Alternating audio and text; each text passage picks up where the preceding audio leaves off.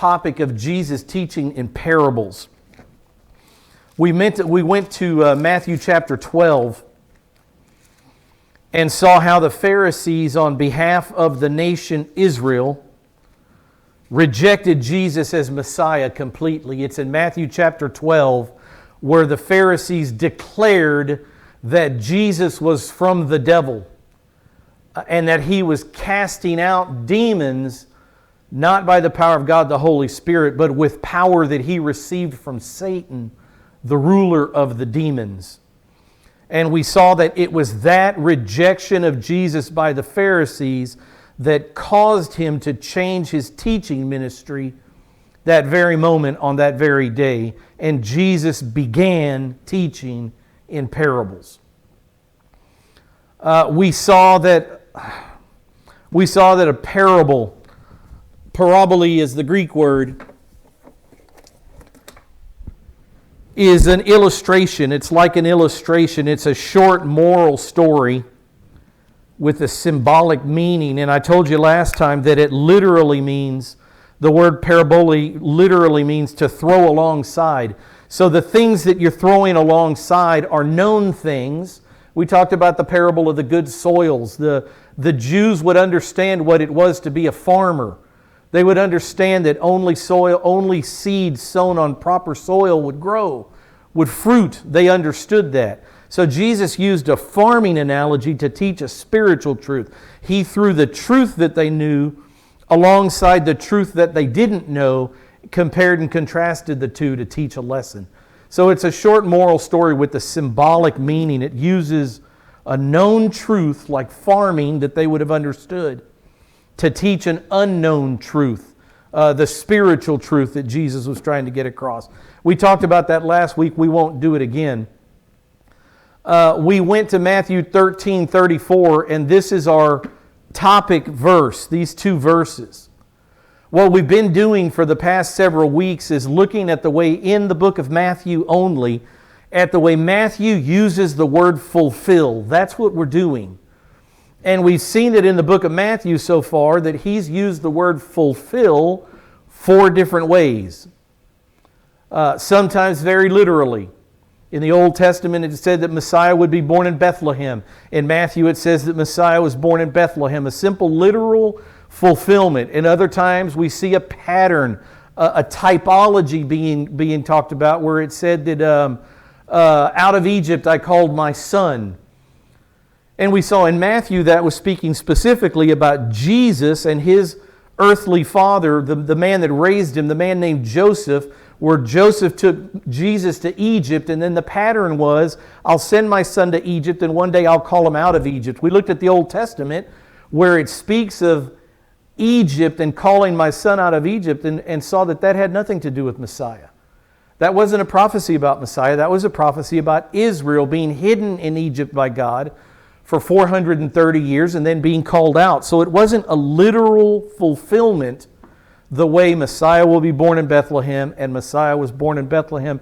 It was a pattern that was set up in the Old Testament. I'm going to send my people to Egypt, and one day I will call them out.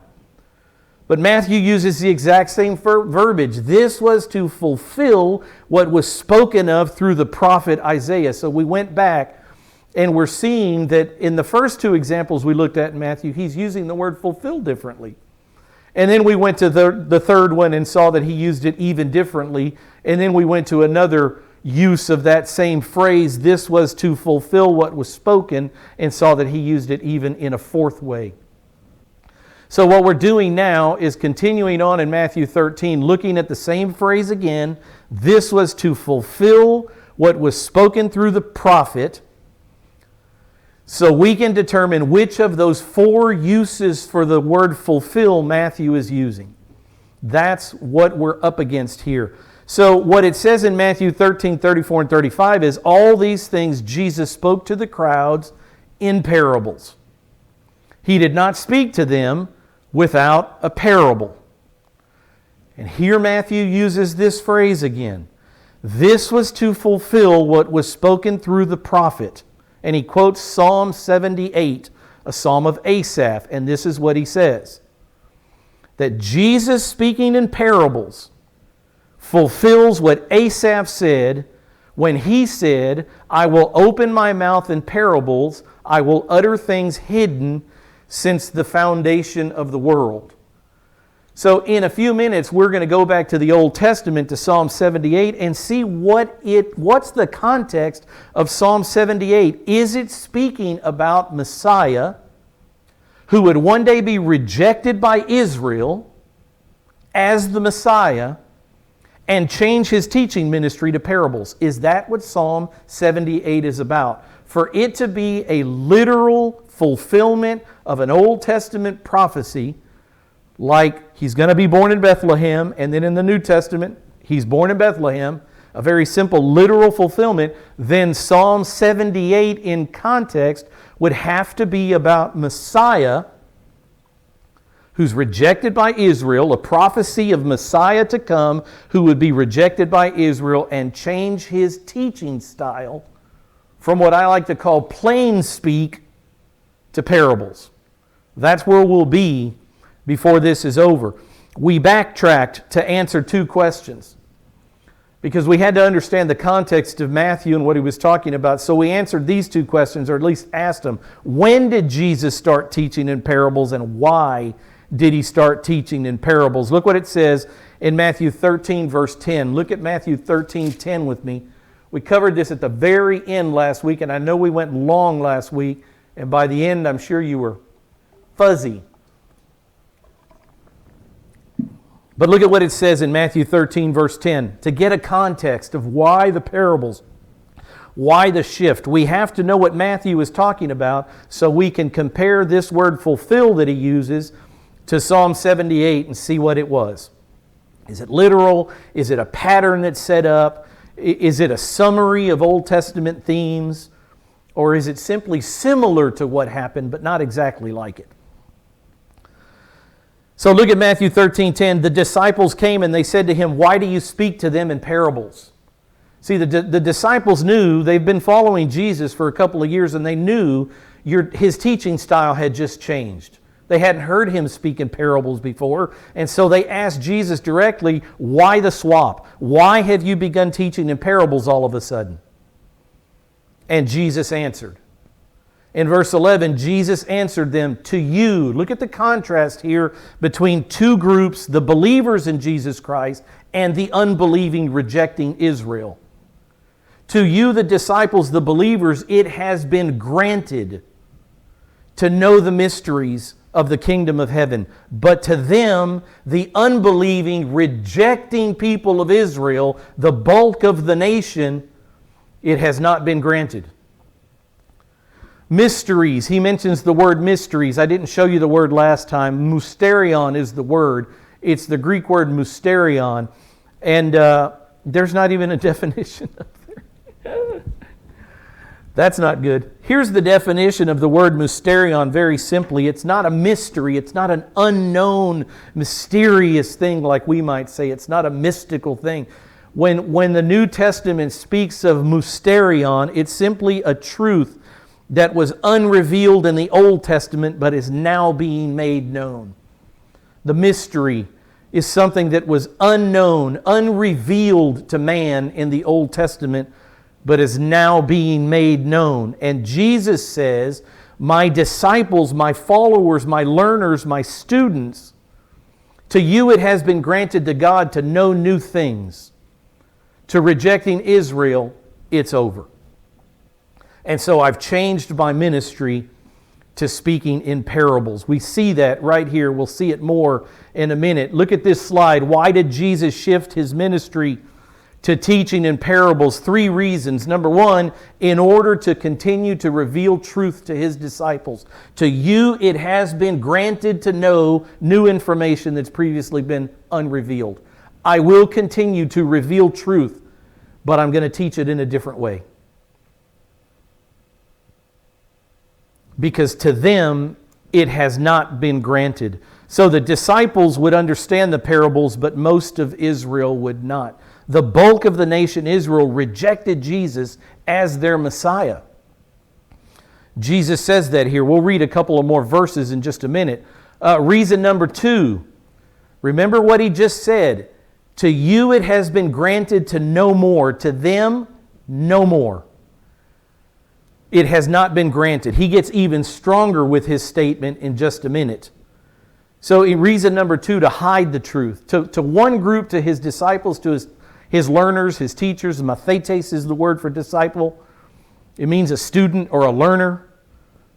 To them he continued to reveal the truth, but the number 2 reason was to hide the truth of his teaching from unbelievers, including the Pharisees. He didn't come. We covered this in one of the other. This was to fulfill the fact that he didn't come to fight with the Pharisees. They could believe what they wanted to believe. They've rejected him. They have said that he was sent by Satan and is empowered by Satan. And Jesus says, we're done. Completely finished. The promise of the kingdom, the prophecy, the offer of the kingdom is now off the table. It's over.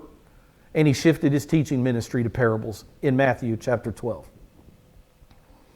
So he's hiding the truth because to them, according to verse 11, it has not been granted to continue knowing the mysteries of the kingdom of God. Their communication is done. They would be in the same crowds. This is the interesting thing. They would be in the same crowds as Jesus taught the parables. The disciples, his followers, believers would be in the crowds commingled with the unbelieving, rejecting Israel. The disciples would understand, unrejecting Israel would not. Look what it says in verse 13. Therefore I speak to them in parables. Why? Because it's been determined that I'm going to continue to teach you, but I'm not going to teach them anymore. Therefore I speak to them, the unbelievers, in parables, because while seeing they do not see. They should be able to see. They've got the prophets. They've got the scrolls. They've got the promises. But they don't see. And while hearing, they do not hear, nor do they understand. They have rejected the gift of God the Father. They've rejected Jesus Christ as Messiah.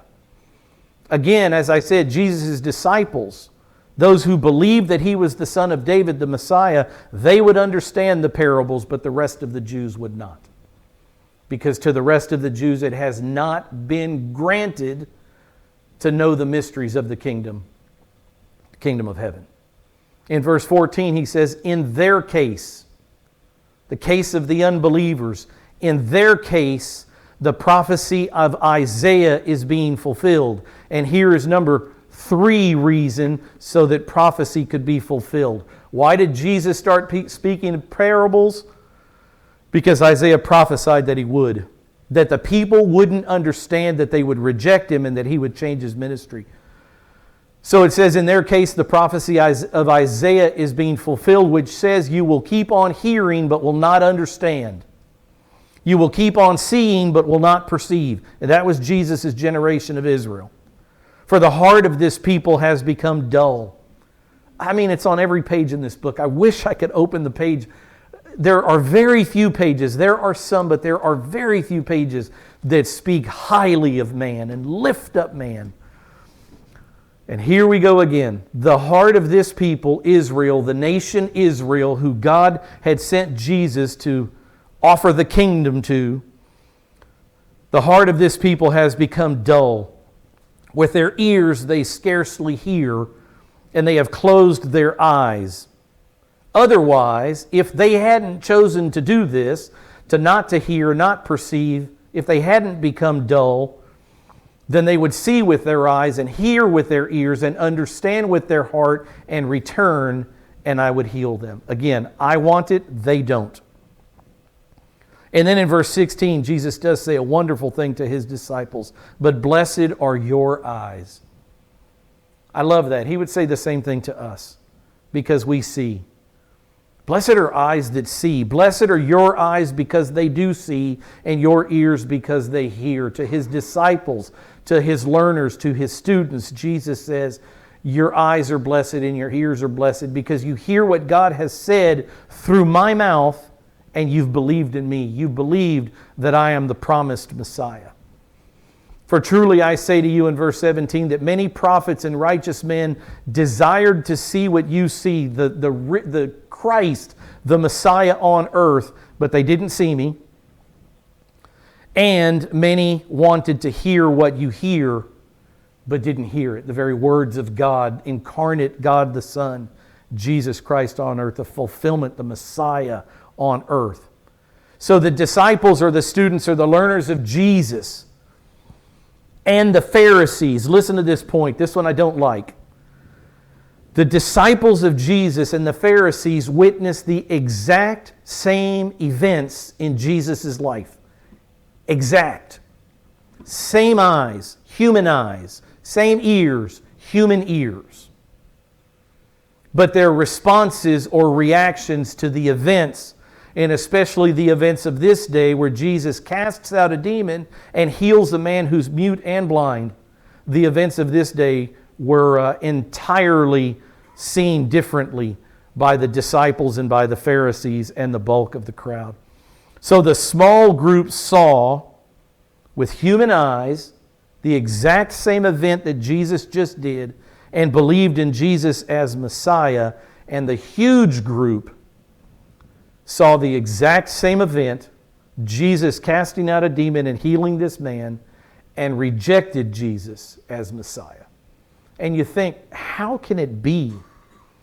How can it be that human beings can witness the exact same event at the exact same time, with the exact same type of mind, with the exact same eyes and ears, and you can't get any further dispersed in belief that one said, this truly is the Son of God, this is the Son of David, the crowd said, and the Pharisees said, you are from Satan. How?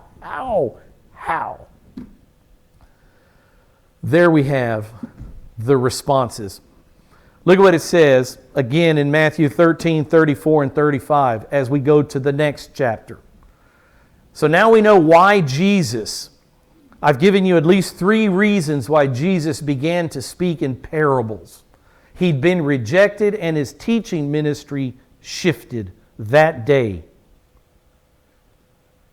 It says all these things Jesus spoke to the crowds in parables. There are 7 parables in Matthew 13.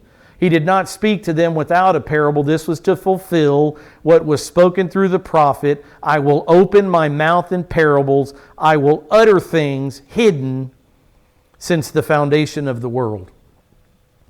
So again, now that we know exactly what's going on in Matthew, and that it was the moment of Jesus' rejection by the nation Israel represented by the Pharisees, we can go back to Psalm 78 and see what it's about. We have to decide. I leave it up to you to decide. How is Matthew using the word fulfill in Matthew 13:34? Is this a literal fulfillment of what Psalm 78 said? Is this a different type of fulfillment? Is it a typology? Or is it a summary? Or is it simply like Psalm 78, but not exactly like 78, and those are the 4 choices that we have. As we've seen, Matthew's used all 4 of those already. So things have changed. We know that. This generation will not see Jesus seated as their king. The offer of the kingdom is off the table. He begins to speak of the inner Advent period, the period we know as the church age, in the parables in Matthew chapter 13. They rejected the king.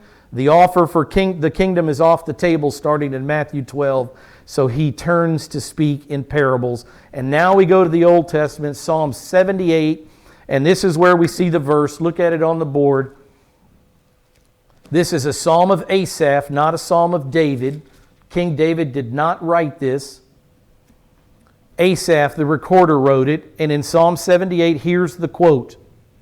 Matthew says, when Jesus started teaching in parables, this was to fulfill what Psalm 78 says. And in Psalm 78, this is what it says. I will open my mouth in a parable. I will utter dark sayings of old, which we have heard and known, and our fathers have told us. Already we see some vast differences in the fact that what Psalm 78 is speaking of are things that are known, that these people have seen and been taught by their fathers, and Jesus is concealing with his parables for people that it has not been granted to know the mysteries of the kingdom. Already we see major difference from Matthew chapter 13 and Psalm 78. So here are the questions we need to ask as we go through this psalm. We're going to go through parts of it. What is Psalm 78 about? What's the context? Is this a prophecy about Messiah to come? And if we say yes, that it's a prophecy about Messiah to come, is it telling the story of Messiah being rejected by Israel and changing his teaching style to parables? That's what we have to answer. Because if it's not that, then this is not a literal fulfillment. It's one of the other uses of the word fulfill. So again, we're studying how Jesus' ministry fulfills Old Testament prophecy. That's why we're in Matthew. We've seen 4 different ways in which Matthew has used the word fulfill already, and we're trying to determine which is it in this case. So again, Asaph is teaching, and listen to what he says in Psalm 78. This is what we're trying to find. Is this about Messiah? And does this have to do with Messiah being rejected by Israel, one day the nation, and turning to speak in parables? Is that what this verse on the board is referring to, Messiah? Listen, O my people, Psalm 78 verse 1, to my instruction. So immediately we know that this is a teaching session. Asaph is teaching the nation Israel something. Already you have to ask the question, is this about Messiah at all? Listen, O my people, to my instruction. Incline your ears to the words of my mouth. I will open my mouth in a parable. Whose mouth? Whose mouth? Asaph's mouth. Asaph isn't saying Messiah will open his mouth in a parable. Asaph is saying, I am teaching you something. Listen to the words of my mouth. I will open my mouth in a parable. I will utter dark sayings of old. Look what it says in verse 3, which we have heard and known, and our fathers have told us. Already very different than what Matthew 13, the context of Matthew 13 and the fact that Jesus changed his style to parables, because to some it had been granted to know the mysteries of the kingdom, and to others it had not been granted. And Asaph is telling what seems like something that everybody should already know. He says, our fathers told us these things. We will not conceal them from their children. Well, Jesus' ministry of speaking in parables was partly to conceal truth from the Pharisees and from the rejecting nation of Israel. It says, we will not conceal them from our children, but tell to the generation to come the praises of the Lord and His strength and His wondrous works which He has done. For He established a testimony in Jacob and established a law in Israel. What? Does this have anything to do with Messiah being rejected by Israel one day and turning to speak in parables? What's the answer so far? So far, nothing at all. This is about Israel. Nothing about the Messiah to come. God established a testimony in Israel, appointed a law in Israel. We call it the Mosaic Law, which He commanded our fathers that they should teach to their children. And Jesus is teaching to conceal things from unbelievers and to still teach believers. Not even close. Very more differences than there are similarities so far. Verse 6 says that this generation to come might know, even the children yet to be born, that they may arise and tell them to their children, that they should put their confidence in God and not forget the works of God, but keep His commandments. And what's the context of Matthew 13? Jesus having been rejected as Messiah by Israel. The context of Psalm 78, teach your children the commandments of God. They get this. It says there in verse 5, which He commanded our fathers that they should teach them to their children. I want to take you back to Deuteronomy for 3 verses here. Look at what's on the board. This is known as the Shema in Israel, and you should know this. If a Jew ever speaks of the Shema, S-H-E-M-A, this is what he's referring to. because the word here is the Hebrew word Shema. Shema Yisrael, what is it? Yahweh Eloheinu Yahweh Echad. That's the Hebrew here. Hear, O Israel, the Lord is our God, the Lord is one. If you ever hear Jewish prayers, if you're ever around a Jew, when they start to pray, you'll hear that if you listen for it. Shema Yisrael, they don't say Yahweh, they say Adonai. They will say Lord, Adonai in the Greek, Adonai, Eloheinu, Adonai Echad. And if you, I'm not expecting you to, but if you were to memorize the sound of what I just said, and you go to YouTube and listen to Hebrew prayer, you'd say, there it is. And you'd listen for 3 minutes and say, there it is again. And you'd listen for 4 more minutes and say, there that is again. This is Israel's great prayer. Hear, O Israel, the Lord is our God, the Lord is one. I'm looking for the command. Asaph says that God commanded our fathers to teach the commandments. And this is it right here. This is where God commanded the fathers to teach. You shall love the Lord your God with all your heart, with all your soul, and with all your might. These words which I am commanding you today shall be on your heart. You shall teach them diligently to your sons. And there it is. Asaph is referring back to the Shema, Deuteronomy chapter 6, when he says, tell it to the generation to come, which God commanded our fathers that they should teach these things to their children. Again, I ask the question, does Psalm 78 so far have anything to do with a Messiah to come named Jesus who would be rejected by his nation Israel and turn to parables to continue teaching his disciples and to conceal the truth from the unbelieving, rejecting nation of Israel? No. No is the answer.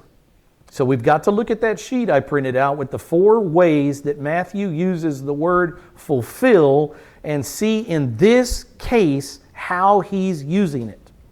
It's not a literal fulfillment unless Psalm 78 is about Messiah and about Israel rejecting him and about Messiah teaching in parables. It has nothing to do with that. You shall teach them diligently to your sons, and you shall talk of them when you sit in your house, and when you walk by the way, and when you lie down, and when you rise up. This Shema, Shema Yisrael, Yahweh, Eloheinu, Yahweh, Echad. Listen for it. If you ever hear a Jew pray, you'll hear it. What is this talking about in Israel? Yahweh is the only God. Yahweh Echad. Adonai Echad. The word Echad means one, single. It's not saying that he's a single God and not a trinity, which is how Israel interprets this.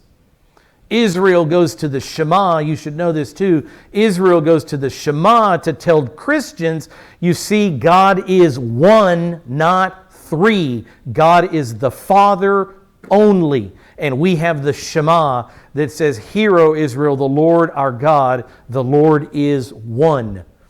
And we would say he absolutely is. He is one in essence, but he's 3 in person. We get the Trinity all over the Old Testament. We've gone over verses that show the Trinity in one verse. Yahweh is the only God is what is being spoken of in the Shema. Love him with all your being. Obey his commandments. And teach your children well the things of Yahweh. Teach your children well the things of Yahweh. That's what Psalm 78 is referring back to. It's a teaching session where where Israel should be teaching their children about, look what it says in verse 4, the praises of Yahweh, his strength and his wonderful works that he has done. What does that have to do with Messiah being rejected? So Yahweh is faithful to Israel.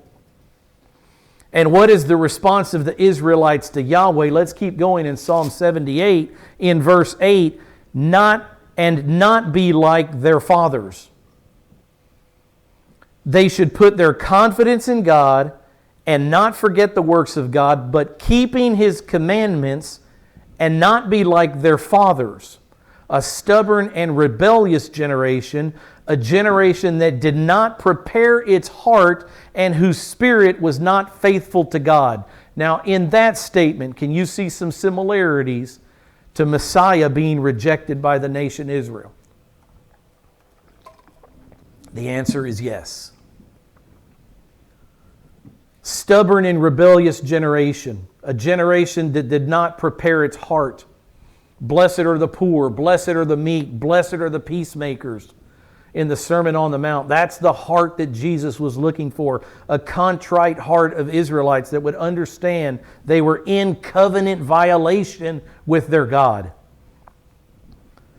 They were a rebellious and stubborn generation, just like this generation that Asaph speaks of. They did not prepare their heart, and they were not faithful to God. So the generation in Israel's day in Jesus' day, also, in similarity to Psalm 78, were not faithful to God because they did not receive God's gift, the Son that He sent to earth. There's a similarity there for certain. But Psalm 78 is not talking about Messiah, is it? Not at all. It's a history lesson.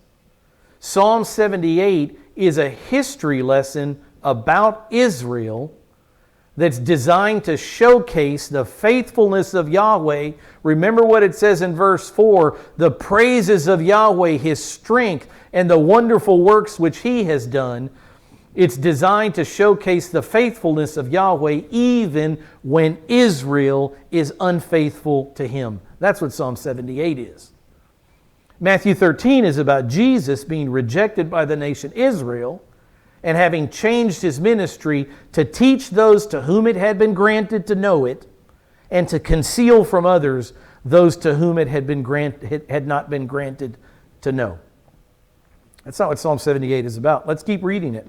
Since we're in it, look at what it says in verse 9. The sons of Ephraim were archers.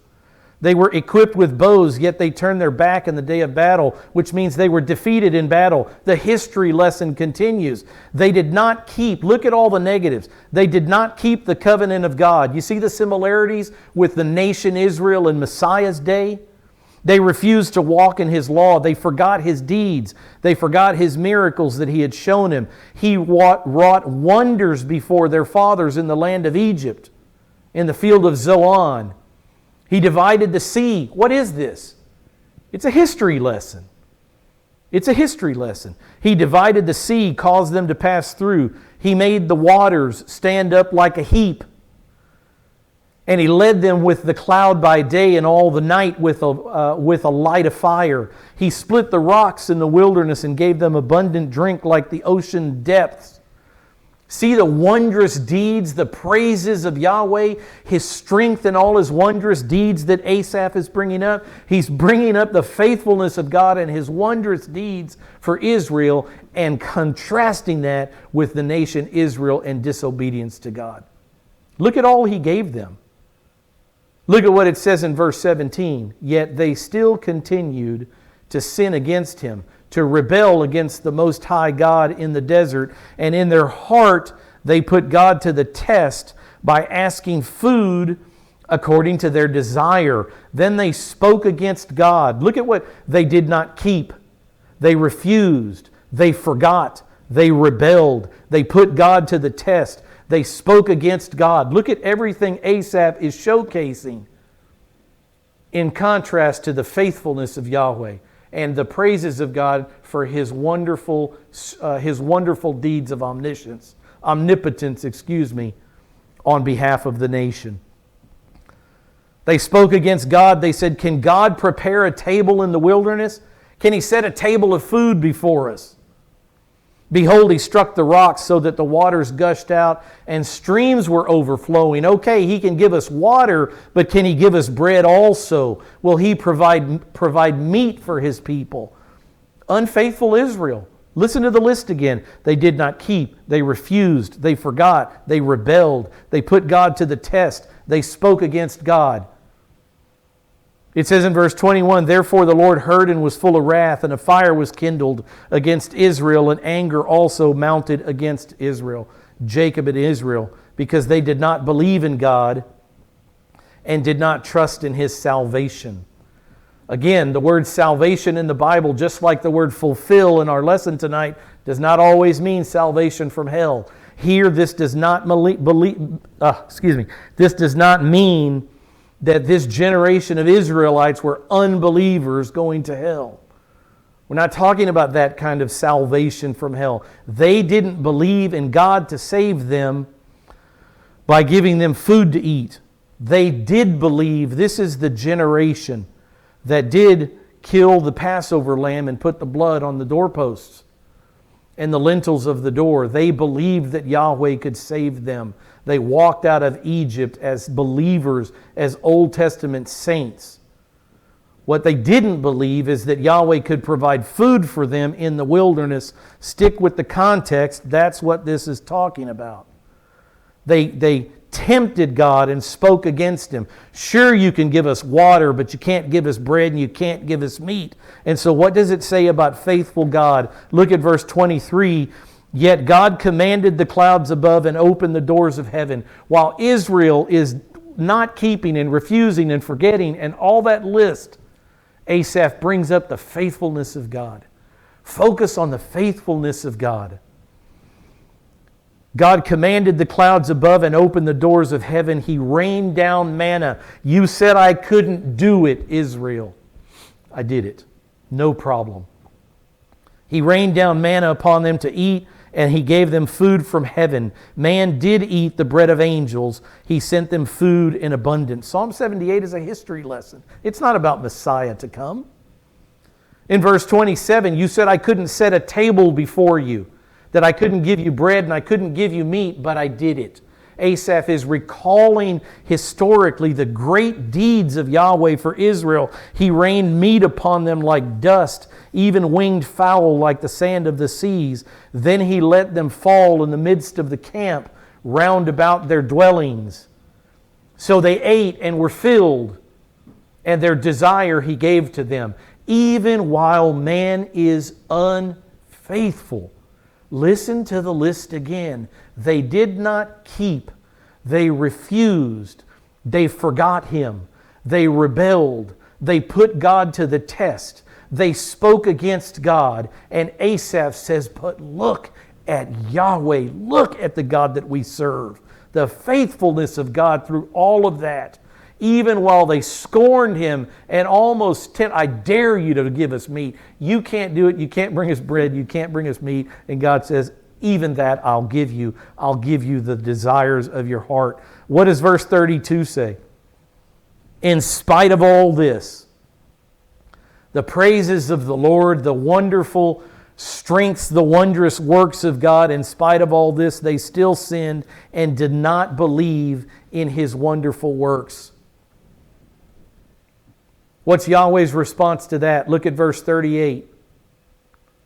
I'm trying to tell you that by going to Matthew and now looking at Psalm 78 so deeply, I'm just trying to showcase this God that we serve. You can't be unfaithful enough to exhaust the faithfulness of God, and I thank Him for that, because there are days when I am unfaithful to this God, when I lack faith, when I lack belief that He can handle my problem. This one's beyond God's grasp. You have no idea. We all get there from time to time. And look at the God we serve. Verse 38, but He, in spite of Israel continuing to sin, in spite of me and you continuing to sin if we do, but He, being compassionate, forgave their iniquity and did not destroy them. And often He restrained His anger and did not arouse all His wrath. Verse 39, thus He remembered, look at this, thus He remembered that they were but flesh, a wind that passes and does not return. Psalm 103 says much the same thing about God looking at the frame of man and realizing that we're but dust. As the Father pities His children, so the Lord pities those who fear Him, for He knows our frame and He remembers that we are but dust. Psalm 103, verse 13 and 14. And here, this is the God we serve. He understands that humans are weak. He understands that humans are frail. He understands that humans are mortal, that we exist for like a breath of wind on a cold day, a breath out of your mouth, that vapor that appears and immediately vanishes. To an eternal God, your 93-year lifespan is less than a snap of a finger. It's a vapor that appears for a moment. James says the same thing. What is our life? It's but a vapor that appears for a moment and then vanishes away. So God realizes who we are. Turn down to verse 52 with me as we close. First read verse 40. How often they rebelled against him in the wilderness and grieved him in the desert. Again and again they tempted God, and they pained the Holy One of Israel. And you would think eventually God says, enough, I'm done with Israel. Look at verse 52. Not Yahweh, not the God that we serve, not our Creator, but He led forth His own people like sheep. Unbelievable. And He guided them in the wilderness like a flock. He led them safely so that they did not fear, but the sea engulfed their enemies. So He brought them to His holy land. That's where we are in our first hour service, to this hill country which His right hand had gained. And He also drove out the nations before them and apportioned the land for them, for Israel, for an inheritance by measurement, and made the tribes of Israel dwell in their tents safely, in safety. What a psalm. What a history lesson. This is a Jew writing a Jewish history. I'm a Gentile that teaches Jewish history. This is a Jew that understands clearly who his people are.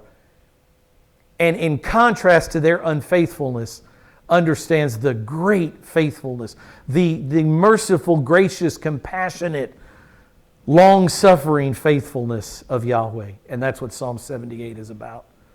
The praise of the Lord for His strength and His wondrous deeds. So I ask you again as we close, does Psalm 78 have anything to do with Matthew chapter 13, where Jesus, the Messiah, is rejected by Israel, by the Pharisees who are speaking on behalf of the nation Israel, reject Him as Messiah, say that instead of being from God, He is empowered by Satan himself, so that Jesus changes His ministry to parables. We've read almost all of Psalm 78. Does it have anything to do, other than a few similarities, the fact that Asaph spoke in a parable and the fact that the nation Israel was rebellious against God? Does it have anything else to do with Messiah being rejected by the nation Israel and turning to speak in parables? The answer is no. We've got four choices. Is this a literal fulfillment? Is Matthew chapter 13 and everything you know about Matthew 13, Jesus, the Messiah, being rejected and turning to parables because to some it had been granted to know and to others it had not been granted to know? Is that what Psalm 78 is about? Psalm 78 would have to be about that topic to be a literal fulfillment. Is that what Psalm 78 is about? Yes or no? Cross that one out. That is not how Matthew used the word fulfill in Matthew chapter 13, verse 34 and 35. Look at the next one. We talked about a pattern. Out of Egypt I called my son. Is there a pattern that's established in Psalm 78? Is there a pattern of rejection and changing to parables? No, there's not a pattern that's set up. It's a history lesson about Israel's unfaithfulness while Yahweh remains faithful to His people Israel. It's not a literal typological shadow pattern of something like that. Out of Egypt I called my son, setting up a pattern for one day out of Egypt He would call His son. It's not a pattern. We cross that one out. Let's move to the fourth one. A summary statement. Now you know which one it is. The fourth one is a summary statement of various passages in the Old Testament. Now remember when we were there, the passage that Matthew spoke of, he said that this is to fulfill what was spoken of by the prophets. He shall be called what? A Nazarene. And when you go back to the Old Testament, you can look from Genesis all the way to Malachi, and you never find a statement that an Old Testament prophet said he will be called a Nazarene. As a matter of fact, in the Old Testament, Nazarenes were not even a known quantity. So that was a summary statement, and we looked at that of various Old Testament passages that spoke about the fact that just like the Nazarenes in Jesus' day were hated, were looked down upon, were scorned, were rejected. Remember, even Jesus Christ, when He's presented to Nathanael, we found Messiah, Jesus of Nazareth, and what's Nathanael's question? Can anything good come out of Nazareth? Nazarenes were rejected, they were despised, they were hated in Jesus' day. And we went to several Old Testament passages that said that Messiah would be rejected, that Messiah would be hated, that Messiah would be scorned. And in summary of all those themes about Messiah, Matthew says that Jesus being a Nazarene fulfilled the Old Testament prophet. And there is not an Old Testament prophet that made that statement. He will be like a Nazarene, speaking of the Messiah. Psalm 78, then, my question, is it a summary statement? And the answer to that is no. We read in Psalm 78, verse 2, it said the same thing. It had the words in there, I will utter a parable. I will speak the things not known of before, etc. I will open my mouth in a parable and utter dark sayings. So when we go back to the Old Testament, did we find the actual words? Yes. So it's not a summary statement. We found it. X out number 3. So in Matthew chapter 13, verse 34 and 35, when Matthew says that Jesus, changing His ministry to speak in parables, fulfills what was spoken of through the prophet in Psalm 78, it's a literal, applicable use of the word fulfill. It's a literal event in the Old Testament with a situation in the New Testament, the rejection of Jesus by a rebellious and stubborn generation, and Jesus starting to speak in parables. It's a literal event in the Old Testament that we just read about with a situation in the New Testament that's like it, has some similarities, but not exactly like it. Matthew is using this word, fulfill, this time as a number 3. A literal event in the Old Testament with a situation in Jesus' day in the New Testament that's like that. There's similarities to the Old Testament prophecy, but this is not a literal fulfillment of an Old Testament prophecy, like a virgin shall conceive and bear a son and call his name Emmanuel. And then you get to Matthew, and in the city of Bethlehem, a virgin had conceived and bore a son, and she called him Emmanuel. That's a literal fulfillment. That's not what you have here. This is number 3. I hope you're starting to get these as we continue to go through them. I went the whole hour. Let's close in prayer. Father, thank you. Thank you for these understandings that we get from smarter men than us. Thank you that these choices, this fulfillment language that New Testament writers use when they quote the Old Testament, this has been trampled on for decades. This has been established. I thank you that you're teaching us these things now. Thank you for a better understanding when we look at the 13 times in Matthew when he uses this statement. This is to fulfill what was spoken of by the prophet. That it doesn't always mean a literal fulfillment. Thank you for this information. Thank you for loving us and caring for us enough to make us better readers of the Scripture, able more clearly to understand what it is that you're communicating to us through this book.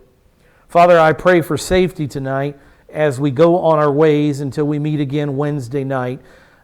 Please keep us safe. We ask all these things tonight in Jesus' name. Amen.